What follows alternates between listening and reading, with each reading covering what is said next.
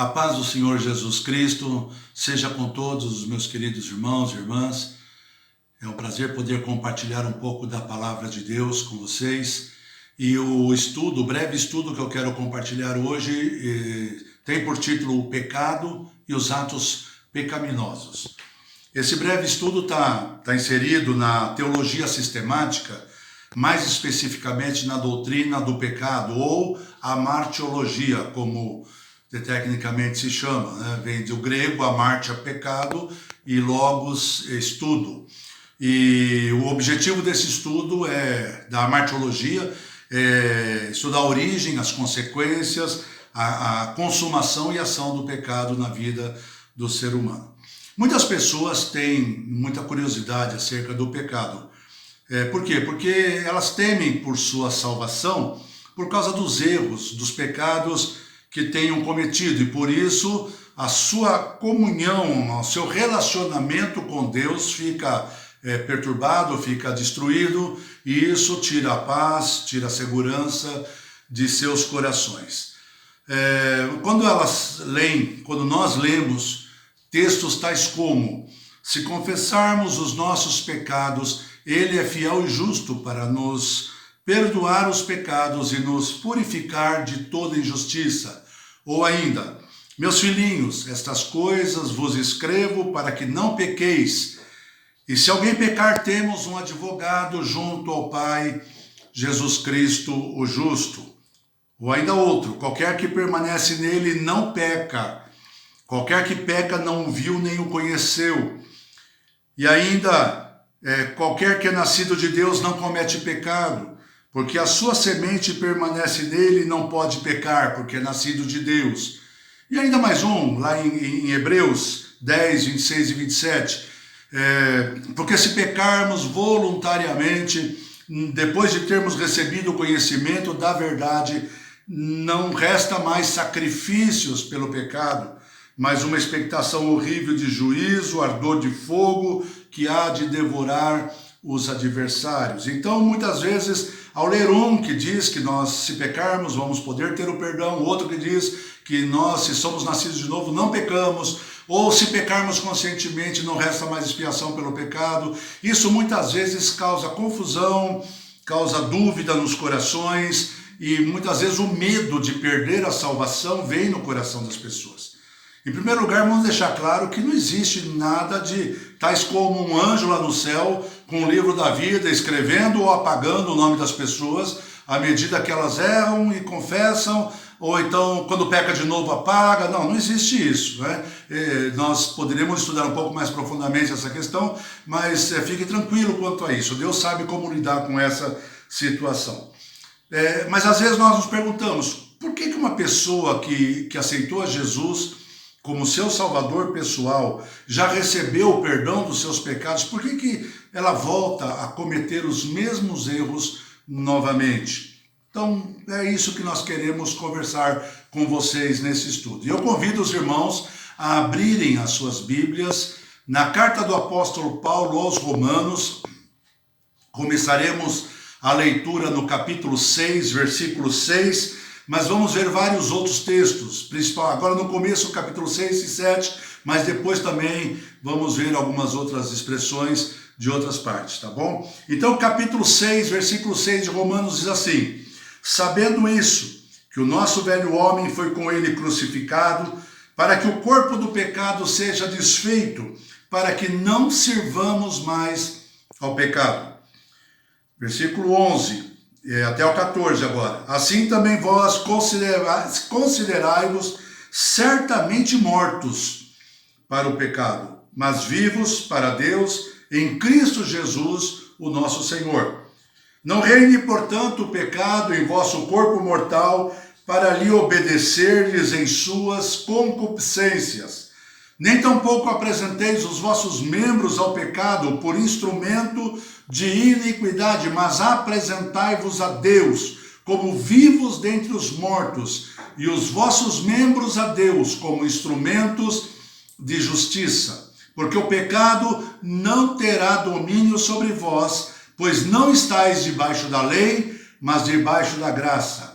Capítulo 6, versículo 16, agora diz assim: não sabeis vós que a quem vos apresentardes por servos para lhe obedecer, sois servos daquele a quem obedeceis, ou do pecado para a morte, ou da obediência para a justiça? Capítulo 7 agora, queridos, versículo 8. Mas o pecado, tomando ocasião pelo mandamento, operou em mim toda a concupiscência, porquanto sem a lei estava morto o pecado. Versículo 15 ao 23. Porque o que eu faço não o aprovo, pois o que eu quero, isso não faço, mas o que eu aborreço, isso faço. E se faço o que não quero, eu consinto com a lei que é boa. De maneira que agora já não sou eu que faço isso, mas o pecado que habita em mim. Porque eu sei que em mim, isso é, na minha carne, não habita bem algum, e com efeito o querer está em mim, mas não consigo realizar o bem. Porque não faço o bem que quero, mas o mal que não quero, esse eu faço. Ora, se eu faço o que não quero, já o não faço eu, mas o pecado que habita em mim. Acho então esta lei em mim, que quando quero fazer o bem, o mal está comigo, porque segundo o homem interior eu tenho prazer na lei de Deus, mas vejo nos meus membros outra lei que batalha contra a lei do meu entendimento e me prende debaixo da lei do pecado que está nos meus membros. Então vamos desses versículos extrair compreensão para esse tema, pecado e atos pecaminosos. Há uma curiosidade, querido, que eu quero destacar para vocês, quando estudamos a carta de Paulo aos Romanos. Quando estudamos os 8 primeiros capítulos, nós podemos perceber que há uma divisão em duas partes, do capítulo 1, versículo 1 até o capítulo 5, versículo 11, e depois do capítulo 5, versículo 12 até o capítulo 8, versículo 39, que é a segunda parte. Na primeira parte, o que está em destaque é a palavra pecados, no plural. E às vezes usando essa palavra, pecados, ou então mencionando práticas ou atos pecaminosos, tais como adultério, idolatria, murmuração, contenda, avareza, homicídio e outros tais como esse. Só para mencionar algumas, destacamos esse. E na segunda parte, entretanto, a palavra pecados ocorre apenas uma vez, lá no capítulo 7, versículo 5. Eu estou usando aqui a versão revista e corrigida, Almeida Revista e Corrigida. Mas a palavra pecado no singular, a partir do versículo 5, versículo 12, capítulo 5, versículo 12, no singular é repetida muitas vezes. E por que isso acontece? É que existem duas questões importantes que precisam ser consideradas aqui. E essas questões são importantes para que nós possamos viver uma vida de verdadeira liberdade no Espírito. Na primeira parte que eu acabei de mencionar, o que está sendo considerado é a questão dos pecados que nós temos cometido contra Deus, que são muitos e que podem ser enumerados. Por exemplo, olha, eu posso citar um ato pecaminoso. Eu menti, ou eu roubei, ou eu fiz isso, ou fiz aquilo. Dá para identificar e enumerá-los. Você está entendendo? São muitos, né? E na segunda parte, o que está se tratando é do pecado como um princípio espiritual maligno que age, que opera na vida do homem. No singular, pecado, essa palavra nunca é usada para se repetir a atos exteriores ou atos pecaminosos que nós venhamos a praticar por meio do nosso corpo. Uma pessoa pode receber o perdão dos seus pecados, no plural, mas mesmo assim não ter paz interior por causa do pecado, princípio espiritual maligno que opera nessa pessoa.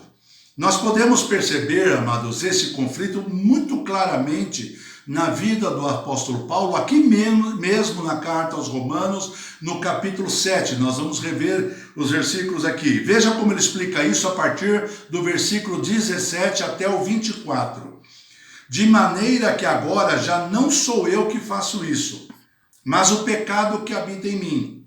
Note que ele está usando a palavra pecado no singular.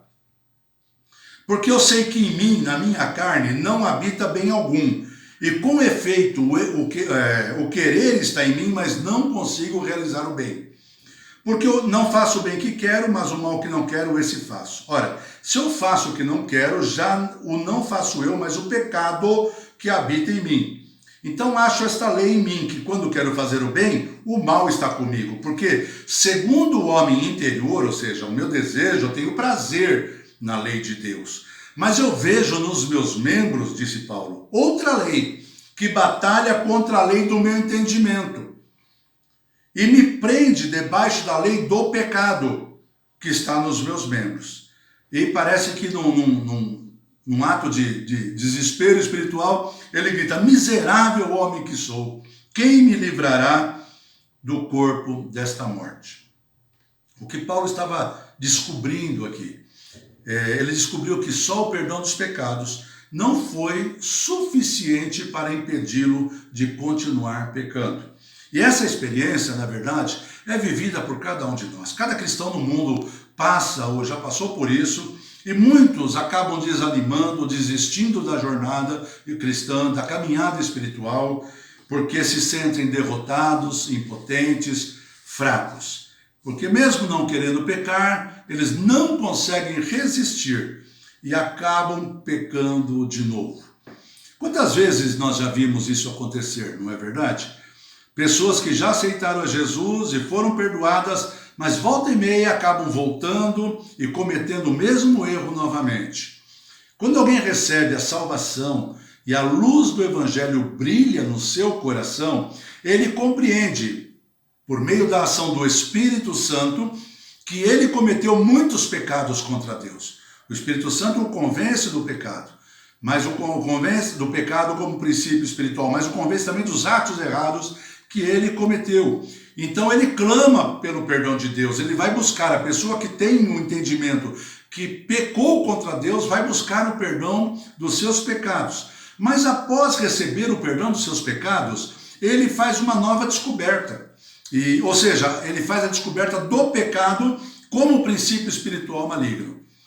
E compreende que não só cometeu muitos pecados contra Deus, mas ele percebe também que há alguma coisa de errado dentro dele, na sua natureza.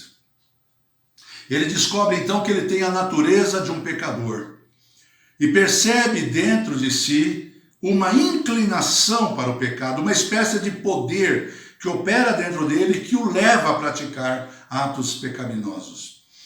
E quando esse poder está solta dentro dele, ele comete muitos pecados. Ele pode procurar e receber perdão, mas volta de novo a cometê-los, né? E é o que Paulo disse aqui no capítulo 7, o que nós lemos. Mas vejo nos meus membros outra lei que batalha contra a lei do meu entendimento e me prende debaixo da lei do pecado que está nos meus ombros. E assim a vida dessa pessoa vai num círculo vicioso, de pecar, se arrepender, depois pecar novamente e assim sucessivamente. E isso faz com que, como eu já disse, ela perca a sua paz e a sua comunhão com Deus. Então a pergunta que eu faço é, o que eu preciso para me livrar dos pecados que eu cometi? A resposta parece simples e provavelmente todos nós a saibamos. Eu preciso ser perdoado, eu preciso do perdão dos meus pecados. A Bíblia nos ensina que para isso Deus enviou Jesus para que, morrendo na cruz, nossos pecados fossem perdoados. Agora uma outra pergunta, e o que eu posso fazer para não mais viver debaixo do princípio espiritual do pecado, do poder do pecado? E aí a resposta é, eu preciso de libertação. Precisamos de perdão para aquilo que fizemos, mas precisamos da libertação daquilo que nós somos. Você entendeu isso? Mas podemos notar também mais duas divisões aqui nessa primeira parte da carta, né? Na primeira parte encontramos referências ao sangue de Jesus. Por exemplo, lá em 3:25, 5:9 e assim por diante. Mas na segunda parte é introduzida uma nova ideia, quando lemos que fomos crucificados com Cristo. Está chegando aqui uma nova revelação para nós. Veja bem, Romanos 6:6. Sabendo isso, que o nosso homem velho foi com ele crucificado para que o corpo do pecado seja desfeito, para que não sirvamos mais ao pecado, princípio espiritual. Isso significa, meus amados, que o sangue de Jesus Cristo foi derramado para remissão, para perdão dos nossos pecados. Mas só a morte, o sepultamento e a ressurreição de Cristo nos liberta da força que nos obriga a pecar. Então o sangue soluciona o problema daquilo que nós fizemos, mas a cruz soluciona o problema daquilo que nós somos. Então, o que estamos falando? Estamos falando de posição e conduta, de ser e de fazer. Veja o que diz Romanos 6,4. De sorte que fomos sepultados com ele pelo batismo na morte, para que, como Cristo foi ressuscitado dentre os mortos pela glória do Pai, assim andemos também nós em novidade de vida. Somos nós mesmos que causamos problemas para nós, amados. Havendo algo que nos perturba e nos leva a pecar e acabamos pecando novamente. Temos paz com Deus pelo perdão, mas não temos paz conosco mesmo, porque a vontade de pecar continua lá. Então, temos paz com Deus, mas não ficamos aflitos no nosso interior. E isso é uma batalha espiritual. É mais ou menos aquilo que Paulo estava passando e que ele deixou tão claro quando lemos aí. E é isso que trata esse capítulo 7, na verdade, de Romanos. Então, não é só o que nós fazemos que está errado, é o que nós somos que está errado. Nós somos errados. Nós fazemos coisas erradas e pecamos, mas há alguma coisa que faz com que nós sejamos errados. A nossa carne, o nosso corpo. E ninguém pode morrer para o pecado por esforço próprio. É por isso que Cristo morreu e nós só podemos reconhecer que Cristo fez isso por nós. Nós não podemos fazer nada para resolver esse problema. E é por isso que precisamos estar em Cristo. Lá em Coríntios está escrito: se alguém está em Cristo, nova criatura é. As coisas velhas se passaram e eis que tudo se fez novo. Então ele morreu para que nós pudéssemos morrer também. Para que nós pudéssemos também sacrificar a nossa vida na cruz e podermos viver uma nova vida com Cristo. Ele morreu como nosso representante. E a sua morte, na sua morte ele incluiu a minha vida, incluiu a sua vida, incluiu a vida de todas as pessoas do mundo. Veja o que diz Romanos 6, 5 e 7. Porque se somos plantados juntamente com ele na semelhança da sua morte, também o seremos na semelhança da sua ressurreição. Sabendo isso, que o nosso velho homem foi com ele crucificado, para que o corpo do pecado seja desfeito, para que não sirvamos mais ao pecado. Porque aquele que está morto está justificado do pecado.